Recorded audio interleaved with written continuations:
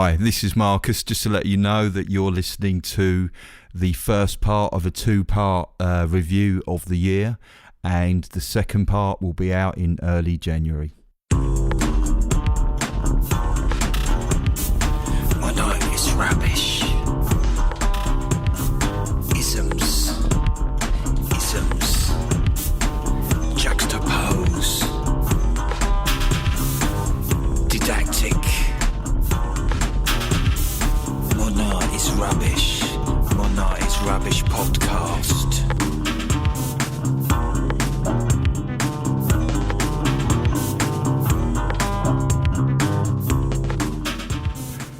Hello and welcome to Modern Art is Rubbish review of the year. It's been a great year, hasn't it? In art. Yeah. We've been doing an art podcast all year, so it's been quite a big art year for us. Yeah, for us and for everyone listening around the world.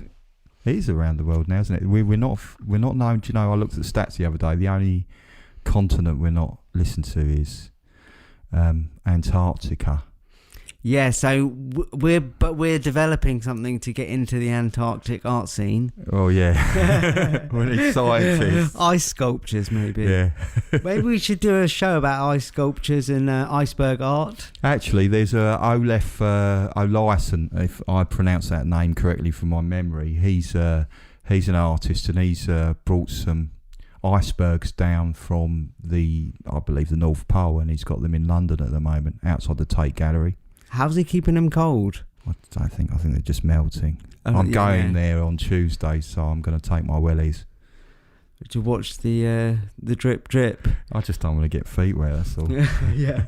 You can do anything you want with them, but I don't know what I don't know what I do with an iceberg. So what I've done, Tom, is I've gathered some stories, some highlights of art stories from the year, and we'll be talking about them. And then included in these will be tales of Da Vinci bidding wars. It's been a year of a lot of destruction. There's been a lot of vandalism going on in art. There's sadly been some fires going on, exploding fish fires as well. That wasn't in the Antarctic, was it? No. We're going to be talking about, of course, no review of the year would be complete without a story of a botched restoration, and Banksy as well. And a little bit of pyramid sex, plus other stuff, including DNA. So very sciencey as well. Wow, it's great.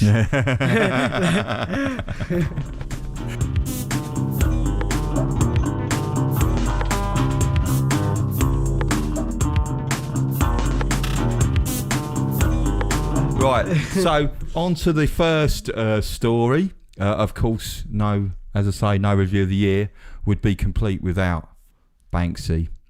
In case you haven't heard, which is pretty unlikely, a Banksy a canvas was sold at auction recently, and it was of his famous image of the girl with the red heart balloon, and it went on sale at auction in Sotheby's, and the work sold for around about £1 million, which is about $1.4 million. And as soon as the hammer went down, Banksy was in the room of the auction, and he pressed a remote control button, and a secret shredding mechanism shredded partially the work. So he was in the room. Are there any photos of the room? Well, there's videos of the actual thing happening. So we might be able to finally work out who Banksy actually is. No, unless you recognise his hands. Oh, right, yeah. We've got a friend who met Banksy. Knows Banksy. Oh, right. So at we know art college. Oh, so we know who he is. Well, no, we need to develop a brain scanning machine that can access her brain, so we can. Oh, she won't say who he is. She knows. No, she knows, but she can't. She's got no photos. Yeah, but she knows what what Banksy is known as, away from his artwork. I don't know. I didn't push it. I think it's bad luck. Oh, is it bad luck? Is it like Macbeth? Is it Banksy? Yeah. Shh. Don't say Macbeth during the podcast, or Banksy. I know we always say Banksy during the podcast.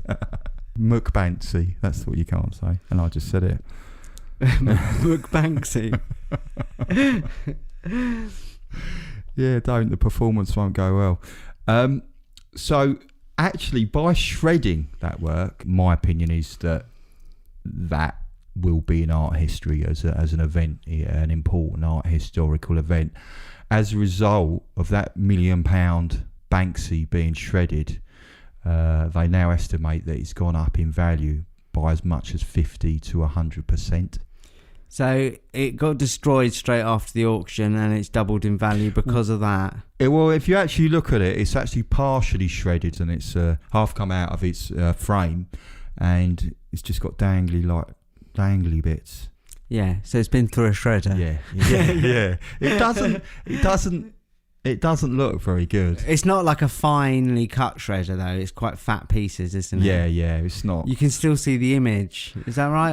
Yeah. I mean, the thing is, I wouldn't trust Banksy to sort of like deal with my secure documents. All right, yeah, because he doesn't do them fully. No. Yeah. It'd be really easy to do that thing that you see on those. Sometimes you see it on these crime movies where they sort of stick them all together. That'd be so easy. Do you think pest control get a lot of requests for destroying documents since the auction? No. No. Banksy, I've got a few bank statements back to 2017. I really need them got rid of. Oh yeah, send them through. We'll get them destroyed for you. They'll be worth twice as much next year, you know.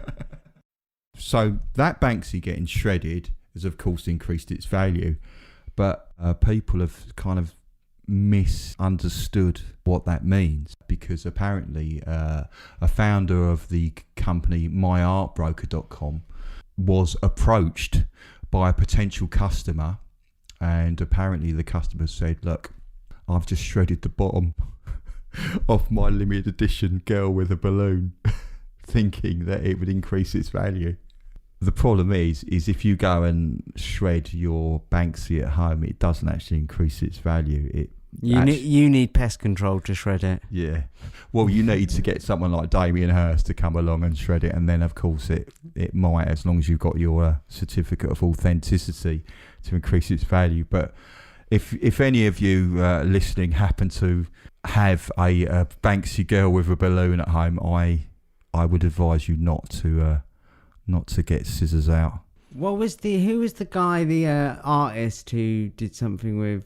Did he buy one of Banksy's works? Paint over it. Oh, is that what you mean? Ron English, yeah. He whitewashed over a Banksy as well. So. Yeah, that's what I mean. Yeah. Ron English has got I think he's got a bit of cash anyway. So was that this year? Was that yes, 2018? Yes, that was a story that we talked about that quite recently, didn't we? So.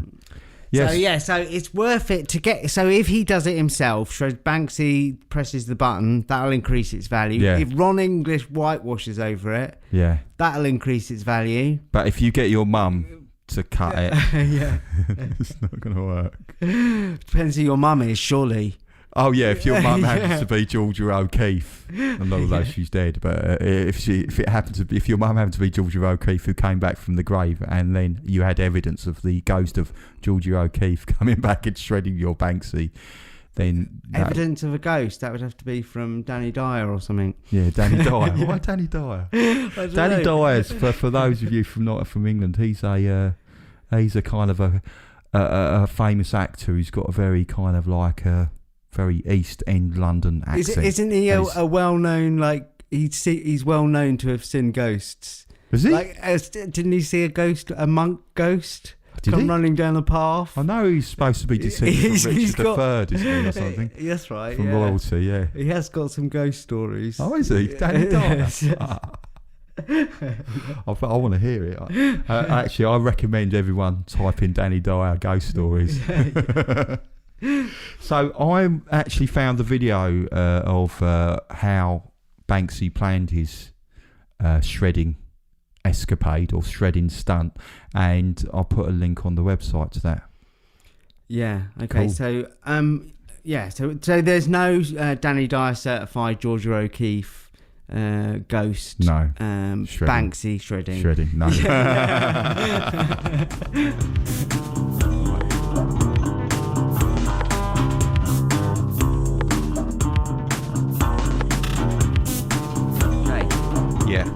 So, on to the next story. Now, I think no review of the year would be complete without a story about pyramid sex.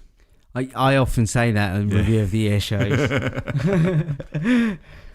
So, this is a story that happened in December. Well, that's this month, isn't it? Yeah. So we're talking like having sex on pyramids? In Egypt, is this? This is in Egypt, yes. Not famed for their liberal sex laws? No. But also famous for actually wanting to protect their world heritage. The pyramids, yeah. And rightfully quite protective. From semen stains, is that what you're talking about? Just checking. Yeah. So a Danish photographer is wanted by Egyptian authorities after filming himself having simulated sex. Andreas Hervid and an unknown woman sneaked in at night and avoided the security guards. So they hired they got a guide to take them on camel late at night when it's closed to the pyramid. And of course it's forbidden to climb the 460 feet tall Great Pyramid.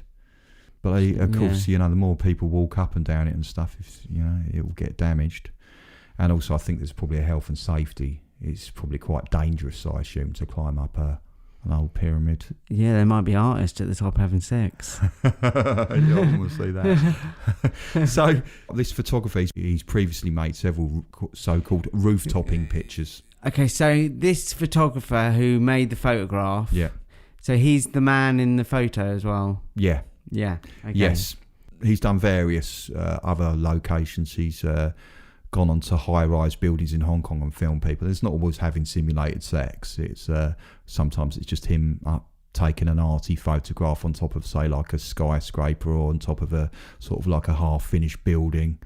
He's taken pictures in Chernobyl and Bangkok. So it's kind of like that thing where you see people doing risky stunts and he just goes on top of rooftops. A lot of times illegally, and just takes photographs. What's his name? Andreas Hvid. It's actually HVID, so I'm not quite sure how to pronounce it. So if there's any Danish listeners, please let me know. So he was interviewed in a Danish publication, and he said it was so called. This is how it was translated from Google, and it was so called. He said pyramid was the name he gave it. And he said it was the dumbest idea I could get on. And his idea is the idea of Western privilege youth at its worst. There's quite a popular thing of people taking naked selfies on holiday at various monuments. He was saying he was doing it to sort of like highlight that kind of decadence, And he was also said all that is missing is a joint and a bottle of vodka. So I guess, on the pyramid, which is old and traditional, juxtaposed with the youth and decadence. So no one knew about this photo. So he got the photo. It's actually a video. It's actually a video. Yeah. And when he went back to Denmark, out of the reach of the Egyptian authorities, he published it online.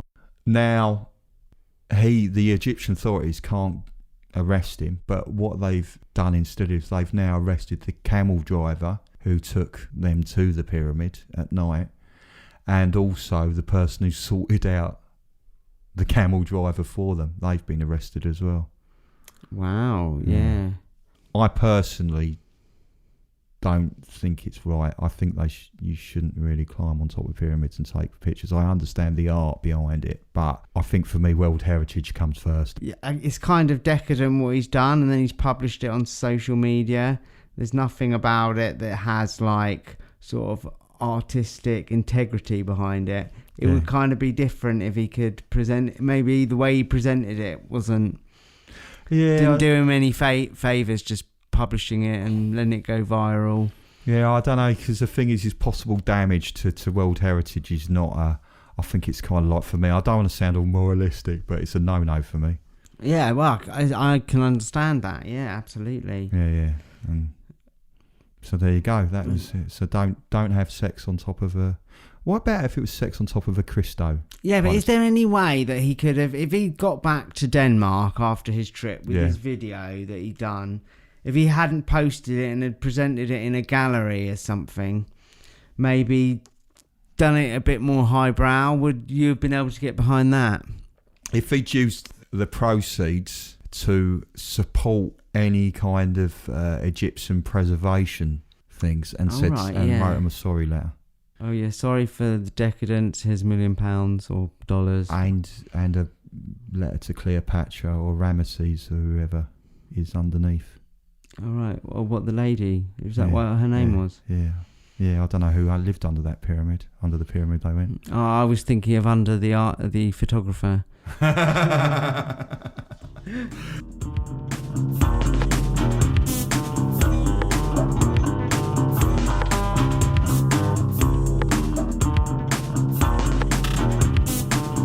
Science. There's been some science in this year's art news. Yeah. And this is by the band Massive Attack. Incidentally, there is a theory that one of the members of Massive Attack actually is Banksy. Move on, Marcus. So, now this is an article I read in Wired, and it's from October. Massive Attack album Mezzanine was released 20 years ago, which actually was the first ever free streaming album. And to celebrate its 20th anniversary, the reissued Mezzanine is now going to be released encoded as strands of synthetic DNA. So basically it's going to come in a can. So it comes in a can with Mezzanine written on it. And the can contains about 1 million DNA copies of the album.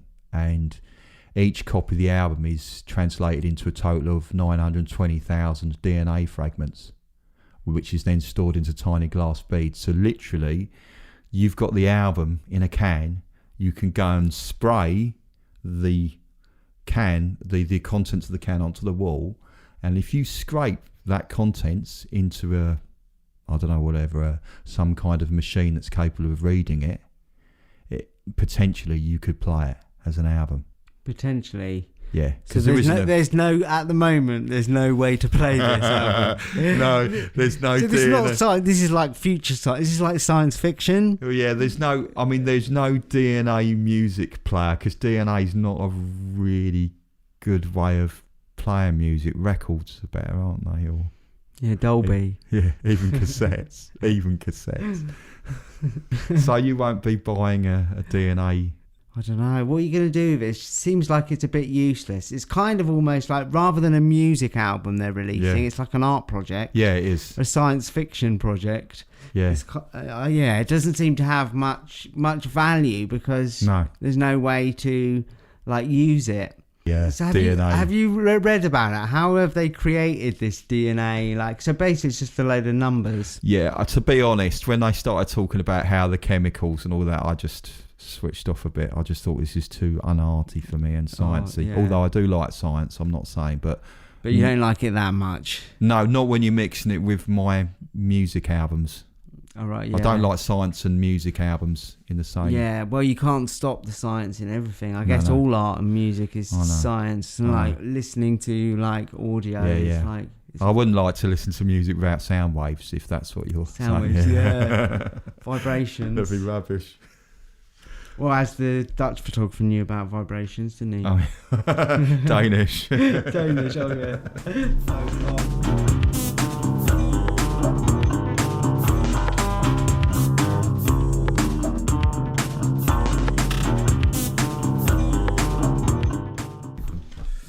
Right, okay.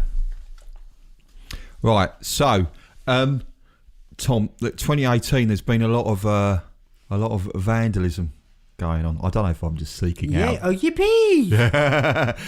we love art vandalism, don't we? Yeah. On the show here. We does seem to come up a lot. Yeah. And not that I've been deliberately seeking out art vandalism stories, but... Have you ever personally vandalised? No.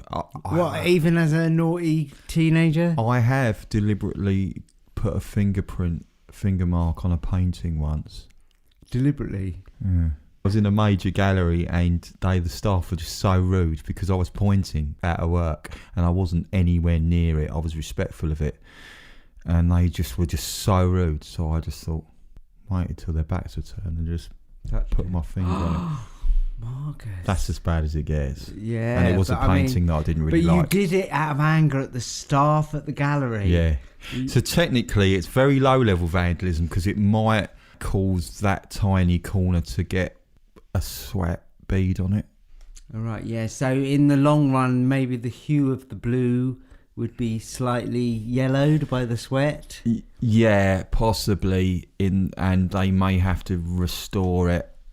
Oh, but we know a few good restorers, don't we? Yeah. As we'll come to later in the show. Yeah, some botched ones.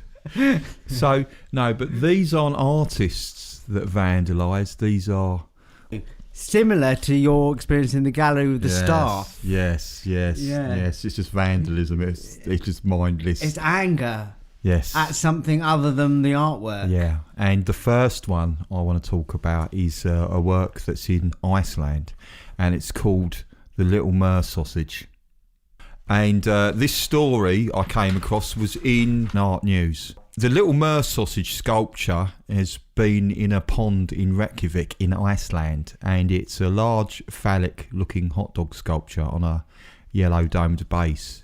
Now, it's in the middle of a pond, so you think, of course, it's quite difficult to get at. But come December, the water freezes over, and they reckon that a vandal just sort of ran across the frozen pond and then kicked the top of the hot dog over. Wow, so I'm presuming because you've already said that this was not artistic vandalism, that this is a vandal who might have been inebriated? Yes. It's quite phallic, and some people could be quite offended by it, I suppose. I'm not. I think it's quite a nice, and apparently a lot of people in Iceland really like it. But what really interested me about the piece was how cool the Icelandic artist, was about it. What I really liked was her attitude, and she seemed unconcerned about the damage. So she said, I'm fine with it. For me, it's just part of putting artwork into a public space. So she's obviously quite chilled about it, and she's going to repair it, and it's going to be back. Right, yeah. But I like that. It's a nice, relaxed attitude about it. Yeah, absolutely. Yeah, well, I guess it takes away the stress from anything if you're just relaxed. Yes. She's on to a winner there in life. In this incident, the people who had to deal with the fallout of this... So this is another work of vandalism. Yeah, this is another work, yeah. The people that had to deal with this incident were left more perplexed, I think, than chilled about it. And this was an incident again this month, so there's a bit of tension going on in 2018 in December. I feel it's not a goodwill to all. It's goodwill to all men, but not goodwill to all art pieces and artifacts. Oh, okay, yeah. And this happened in Denver, Colorado. Yeah. A upset 18-year-old man went on a vandalising rampage in a Denver art museum. So basically, they were having an exhibition in this art museum of over 300 objects, and it was about exploring the presence of animals in art throughout the centuries and across the cultures, as it says on their website. An 18-year-old Jake Siebenlist, he bought a ticket, so he walks into the museum. He then went on a vandalising spree, and he was seen by witnesses causing damage, and he was throwing sculptures across the room. He pushed over a glass work and causing it to shatter, and he even attempted to damage a couple of paintings, but they were protected by plastic glass. And in all, he damaged 10 works, because what was unusual was the fact he paid to go in there. So it was I assume there may have been some premeditation there. Christoph Henrik, the director of the museum, at a press conference said, if you destroy an artwork in a gallery, that is to begin with pretty weird. Yeah, it is pretty weird. And he was very aggravated and obviously not in a state of mind that was reasonable. I like his use of the word reasonable. he was in the right, going into a gallery and smashing up stuff. I would call it slightly worse than not being reasonable. Yeah, absolutely. Yeah. So again, another chilled reaction, I would say. Oh, what, by the gallery? Yeah. Yeah, so this boy, do we know anything more about the boy? Because it's kind of like a story about his Well, rage. he's 18-year-old, so he's an adult. So the thing is of course he will be charged. I don't know what it is, but it's I think it's quite a serious offence. Is it? Yeah. So it's the kind of thing that would carry a custodial sentence. What was his motive? There's been no motive given. No motive given. No, yeah. no. He wasn't bullied or anything. No. So again, there's a Chinese vase as well. People not damaged. liking his Facebook status. Who knows? It gets me angry when people don't like my Facebook status. Does it? No, it doesn't. Yeah. I Oh don't well, care.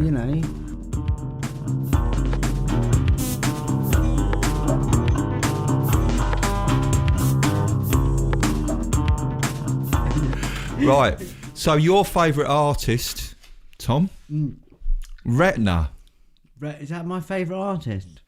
No, I'd never heard of him before today. Apparently, Retina is quite a well-known artist. I really should know him. He's a street artist. Yeah, he sounds like he's got quite an eye on the game. Yeah, he's like cool. If you look here, there, you can see that he's. I quite like his work. Retina's actually a guy who does his own language. It's almost like a kind of Sanskrit.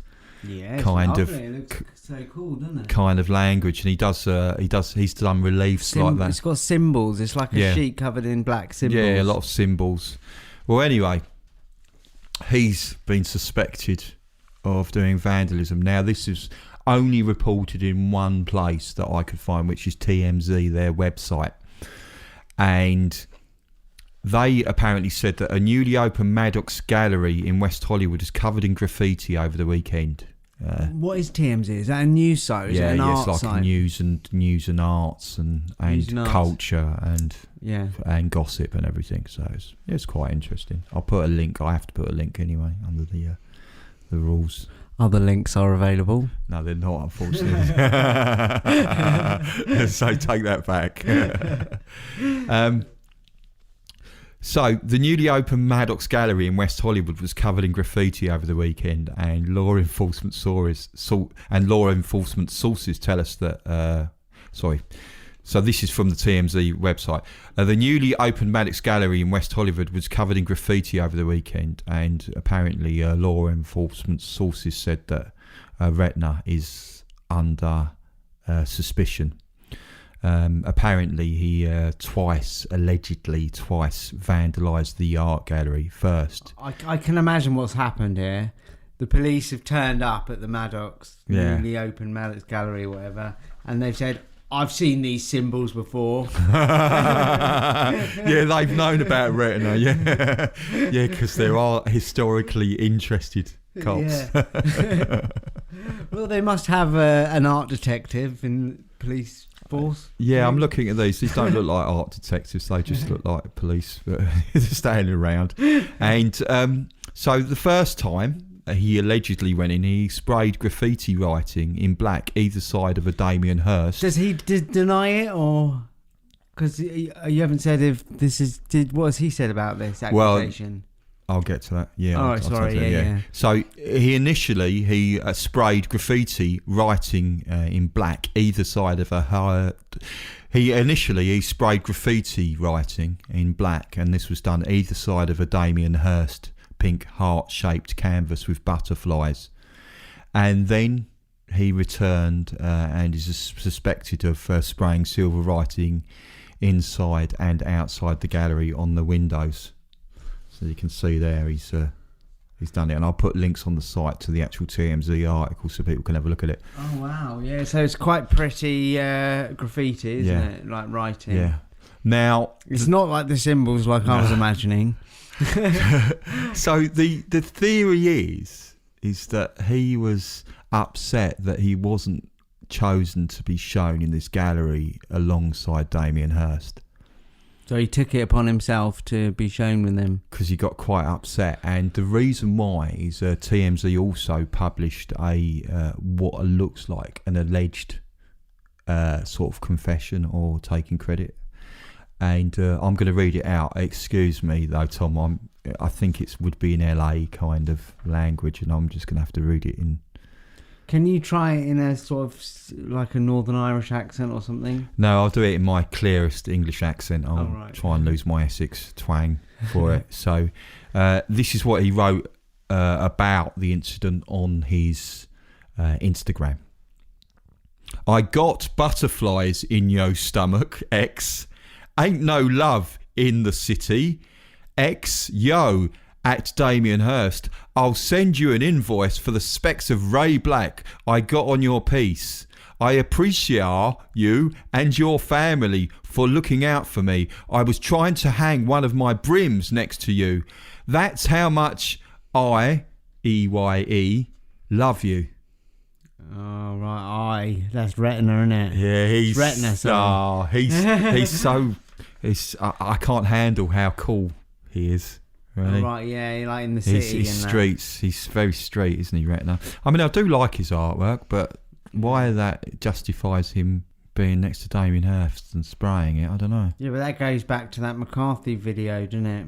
Of Oh, the Paul, artist. Paul McCarthy. Oh, Yeah. Don't say butt plug. Oh.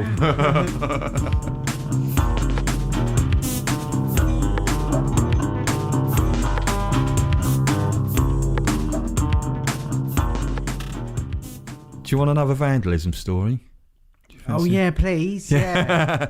Now, this one, done by a 5-year-old, this incident. Oh, yeah, I remember this incident, yeah. So this was this year, was it? Yeah, this was this year. And we actually posted, and there was it was in the summer, was it? Yeah, actually posted about it it was round about June of this year, and we posted about it on the Facebook page, and there was a little conversation going on the Modern Art is Rubbish Facebook page, where a lot of conversations happen. The parents of the young boy have been billed $132,000 by an insurance company after their son hugged and knocked over a sculpture, causing irreparable damage. They were with him at a community centre in Kansas for a wedding reception. So that's a bit. So this caused heated debate at the time. Yeah. Like, who is responsible? Is it the art gallery or the parents? Or like, I don't know, who, if anyone. The parents stated that there was no sign around it, no casing, and also it was a place where they'd used it before, a community centre, and they'd have things like activities like table tennis, sort of in that area. Now, I saw the video. Basically, the child, to my mind, was just left getting on, although safe, but unsupervised. So it looks like the parent was sitting on the sofa while the child was around the corner hugging. I think the child genuinely, it was a genuine accident. The child wasn't a badly behaved kind of child. He was, as you do, you see a sculpture and you just want to hug it. He knocked it over, and it was by an artist called Bill Lyons, and it was called the Aphrodite de Kansas. It's not a great name, is it? Aphrodite de Kansas. It sounds like you're trying to make it sound all arsey. Yeah. But the insurance company sent him a message saying you're responsible for the supervision of a minor child, and your failure to monitor could be considered negligent. But interesting enough, we had a conversation about this on the Facebook page, and there's been a few comments. I won't name the name of the people, but someone wrote, yes, as to whether they should be paying for it, and someone said, yes, of course you have to pay, she is negligent. And someone's actually defended her and said, no way should she have to pay. That's why the gallery should have insurance. Just because the artist claims it's worth $132,000 doesn't make it so. Yeah. I mean, just because the art, that's an interesting point. That you've got to consider, it's only worth as much as anyone will pay for it, isn't it? And it's damaged, so it's not worth that. But it's interesting as well. This actually came from someone who actually works in a gallery as well. So that, and as a follow up to the comment, she said, my response maybe somewhat biased by looking at the piece and thinking, no way. I've asked parents with unruly kids to leave our gallery, so I do understand their point of view. But if the kid had been hurt when that thing fell, there would have been a whole different lawsuit going on. Interesting. So if he'd been crushed by Aphrodite de Kansas. Yeah. Bill Lyons would he be prosecutable, or the venue? Yeah, it wasn't roped off. Was it Bill Lyons? Is that his name? Yeah, Bill Lyons. Bill Lyons. I mean, it's quite a funny name, isn't it? Yeah. Well, it's not his fault his sculpture's fallen over. We can't laugh at him. Yeah, but he did call it Aphrodite de Kansas. Yeah. Which sounds like a sort of like country music porn star or something. No, yeah.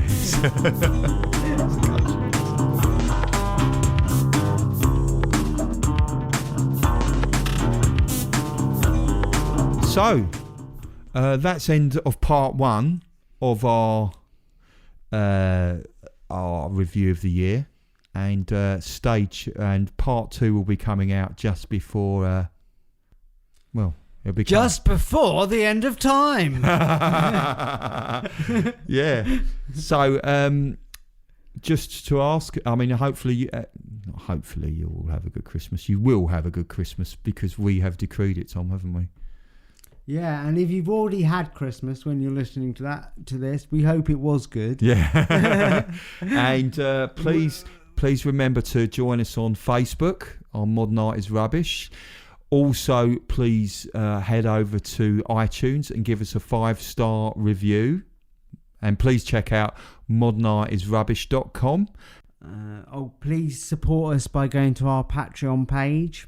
patreon.com/modernartisrubbish. Brilliant. And then I think it's just buys then. No, jingle buys, come on, jingle buys, jingle buys, jingle bye. Bye. Bye. Right.